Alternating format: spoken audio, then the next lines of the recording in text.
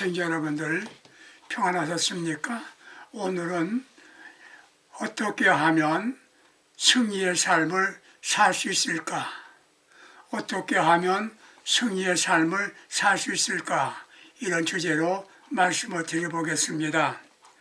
애청자 여러분들 생각해 보세요. 나는 지금까지 잘 살고 있나? 재산을 모았다. 자녀를 잘 두었다. 세상의 권력을 얻었나? 명예를 얻었나? 그걸 말하는 것이 아닙니다. 답게 살았는가? 사람답게 살았나? 교회 직분자이면 직분자답게 살았는가? 가정에서 부모이면 부모답게, 자녀이면 자녀답게 살고 있나? 이것을 묻는 겁니다.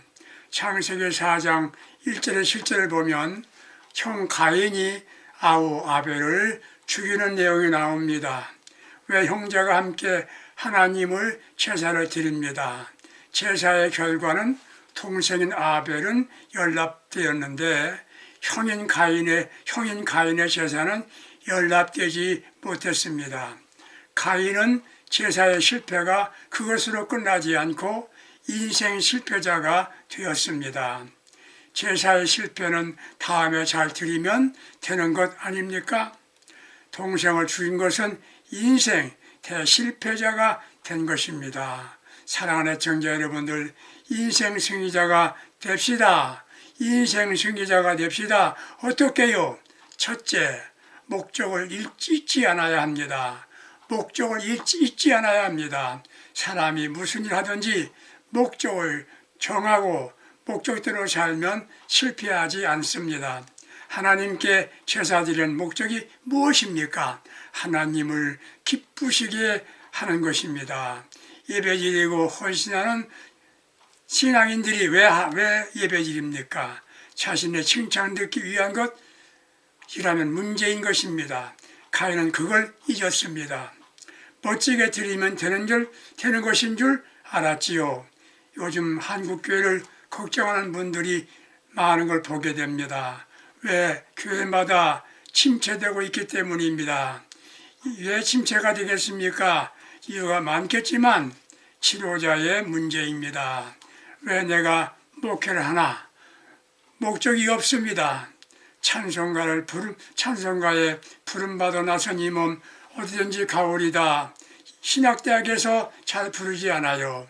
불렀다고 한다면 속으로 거짓말로 이렇게 후렴을 붙이지 않나 싶습니다. 주를 위해 헌신하겠다는 소명의식과 사명의식을 상실했다는 겁니다. 사명의식이 없다면 직업의식이라도 가져야 하는 것 아닙니까? 세상에서 작은 구멍가게를 하나 해도 가족이 함께 살겠다는 생각으로 새벽부터 일어나서 밤늦게까지 일을 합니다. 그리고 평신도 지도자는 뭡니까? 평신도 지도자는 뭡니까? 목회자와 같이 잘못되고 있습니다. 좋은 권사, 좋은 장로가 되려고 합니다. 목사에게 인정, 칭찬드리면 잘하는 줄 알고 있습니다. 평생 교회 일을 해도 충성한다고 해도 귀한 성직 직분을 맡아서도 주님의 뜻대로 하지 않으면 평생 목회하고 충직을 맡아서도 세상 떠난 다음에 낙원에 못 간다는 것을 기억해야 됩니다. 여러분들 지금 예수 잘 믿고 있는 것 같지만 마지막 날에 낙원에 못 간다면 예수 잘못 믿겠다는 것을 기억해야 합니다. 하루 길을 걸어가도 가는 목적이 분명하고 나섭니다. 신앙인들이요, 사명을 받은 이들이요, 내가 왜 이 일을 해야 하나? 목적이 분명해야 합니다. 사람들이 돈을 모으고 출세하는 목적이 무엇인가요? 그렇게 다른 이들에게 가슴 아프게 하면서 많이 모았습니다. 늙고 죽으면 귀하게 여기던 것 다 두고 자신은 화장터로 가서 불길 속으로 들어가 펑 하는 순간 가족들의 통곡소리와 함께 채로 버려지는 것입니다. 신앙인은 오직 하나님의 영광을 위하고 모든 이들에게 고마운 사람으로 살다가 주님 보호자 앞에 가서 칭찬 듣고 천국 낙원에 간다면 이게 인생 승리가 아니겠습니까? 두 번째, 승리의 삶을 살고 싶으면 마음 관리를 잘해야 합니다. 관리는 참 중요합니다. 돈 많이 벌어도 재산 관리 잘못하면 재산을 지킬 수가 없는 겁니다. 건강을 잃으면 건강을 원하면 건강 관리를 잘해야 됩니다. 가장 중요한 건 뭡니까? 마음 관리입니다. 무엇인가 하면 되는데 추진력이 있어야 합니다. 그보다 중요한 것은 통제력입니다. 좋은 자동차와 기계에는 브레이크가 있습니다. 브레이크가 고장나면 대형사고가 나지요. 건강한 힘을 소유한 사람도 통제력이 있어야 됩니다. 성자의 재리에 있는 사람은 통제력이 강합니다. 하고 싶은 욕망과 감정을 통제할 수 있는 사람들입니다. 우리는 먼저 뭘 통제해야 됩니까? 시기심을 통제하지 못하면 안 됩니다. 가인은 동생을 시기심을 통제하지 못해서 죽인 겁니다. 상대가 잘 되는 것을 부러워하는 것을 넘어 미워하게 되었습니다. 부러워하는 마음에 도를 넘으면 시기심이 되는 겁니다.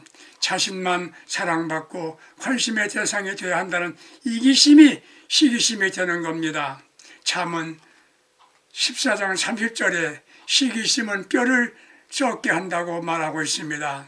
남이 잘 될 때 같이 기뻐하는 마음을 가지면 시기심이 아닌 사람입니다. 이스라엘의 초대 임금 사울왕은 왜 비참한 삶을 마치게 되었습니까? 남도 아닌 다윗에 대한 시기심 때문이었습니다. 가인이 동생 아벨이 응답받음을 좋아했다면 가인은 동생을 죽이지 않았을 것입니다.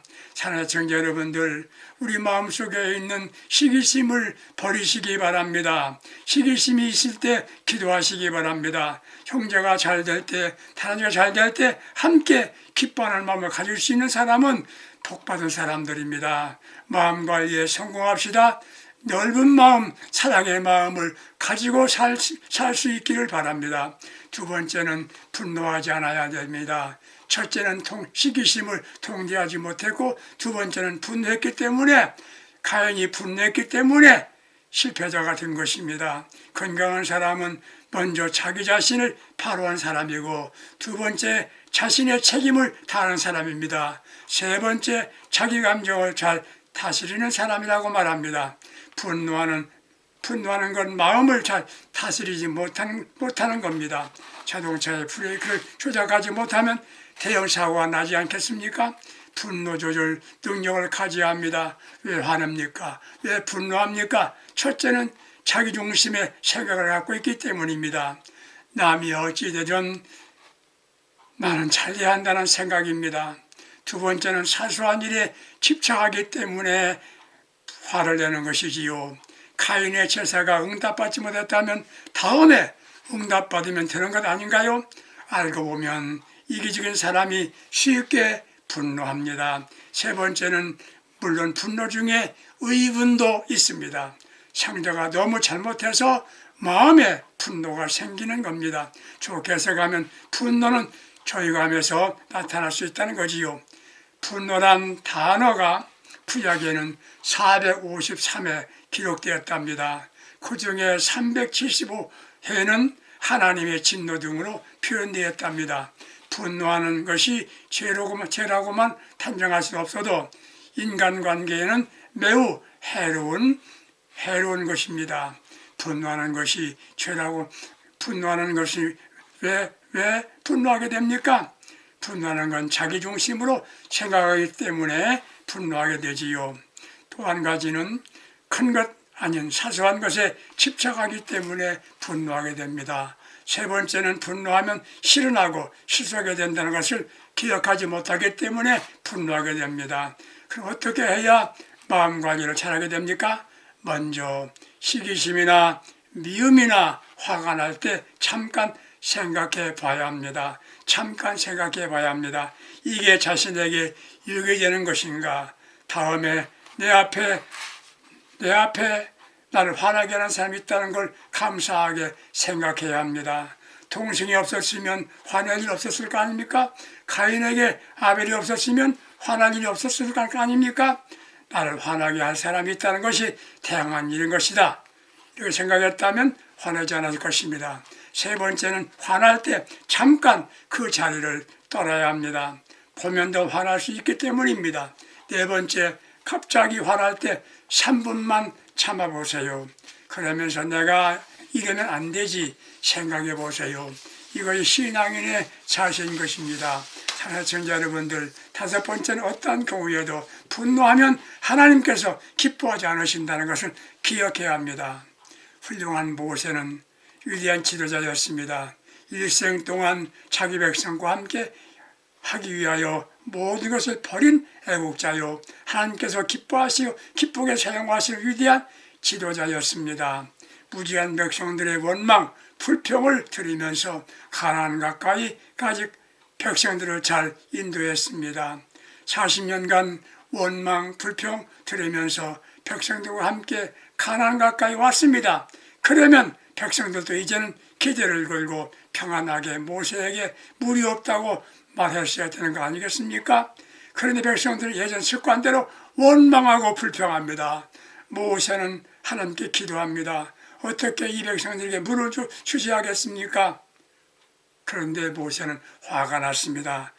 분노가 치밀었습니다. 순간 내가 물을 내랴! 팔로 지팡이로 땅땅 치면서 화를 내고 땅땅 쳤습니다. 물은 나왔습니다. 그러나 그것으로 인해서 모세는 가나안 입구까지 왔지만 가나안에 들어가지 못했습니다. 분노하면 하나님께서도 기뻐하지 않으십니다. 애청자 여러분들, 화나실 때 이건 하나님도 기뻐하지 않으신다 생각하면서 절제합시다. 가인이 분노하지 않았으면 동생도 살인하지 않았지요. 그리고 우리는 순간마다 성령의 지배를 받아야 합니다. 성령의 지배를 받아야 합니다. 그러면 마음관리가 가능해지는 겁니다. 마음관리를 잘하면 인생 삶에 승리하게 됩니다. 성도 여러분들, 애청자 여러분들, 마음관리 잘해서 인생 삶에 승리합시다. 세 번째, 인생을 승리의 삶을 살려고 하면 선을 행해야 합니다. 7절 말씀에, 창세기상 7절 말씀에 하나님 이렇게 말씀합니다. 네가 선을 행하면 어찌 낯을 들지 못하겠느냐 하십니다. 선이란 무엇입니까? 착한 것이지요. 생각부터 선이어야만 합니다. 즉 사랑입니다. 남이 아닙니다. 친동생 아닙니까? 동생을 사랑하는 마음이 있었다면 살인하지 못했을 것입니다. 우리는 법적으로 하자가 없으면 된다고 생각하기 쉽습니다. 미워해도 버려도 아무렇지 않게 생각합니다. 세상은 악한 짓 해도 들키지 않으면 된다고 생각하지요. 그리고 권력으로 무마하면 된다고 생각하죠. 신앙 안에서는 미워하면 안 됩니다. 미움이 살인이 되는 것입니다. 미움은 악이 되는 것입니다. 내가 은혜를 받았습니다. 저들 많이 괴롭힌 일이 있었습니다. 그때 저의 마음속에 항상 마음속에 미움이 생겼어요. 제가 은혜를 받았습니다. 저를 많이 괴롭힌 이들이 보면서 스데반 집사의 생각을 했습니다. 스데반은 집사입니다. 자신에게 돌을 던지는 사람을 위해서 아버지여 저들을 용서해 주시옵소서 기도했습니다. 그때는 마음에 충격을 먹었습니다. 전 눈물로 회개했습니다. 하나님 아버지, 내가 저들을 사랑하지 못하더라도 미워지는 않게 하여 주시옵소서. 그때부터 제 마음속에 평안이 왔습니다. 저는 미워하지 않았습니다. 선을 행하면 어찌 낯을 들지 못하겠느냐. 선을 행하니까 마음 평안합니다. 사랑하는 청자 여러분들, 연락되는 제사를 드리는 신앙인 됩시다. 승리합시다. 그러나 연락되지 못한다고 하더라도 우리는 분노하지 맙시다. 화내지 맙시다. 목적을 상실하지 맙시다. 바른 목적 갖고 사십시다. 두 번째, 마음관리를 잘합시다. 분노하지 맙시다. 화내지 맙시다. 세 번째, 어떤 경우에도 선을 행합시다. 끝까지 사랑합시다. 그러므로 인생 승리, 영적 승리자로 주님 앞에서 함께 만나는 축복된 신앙들 될 수 있기를 예수님의 이름으로 축원합니다. 감사합니다.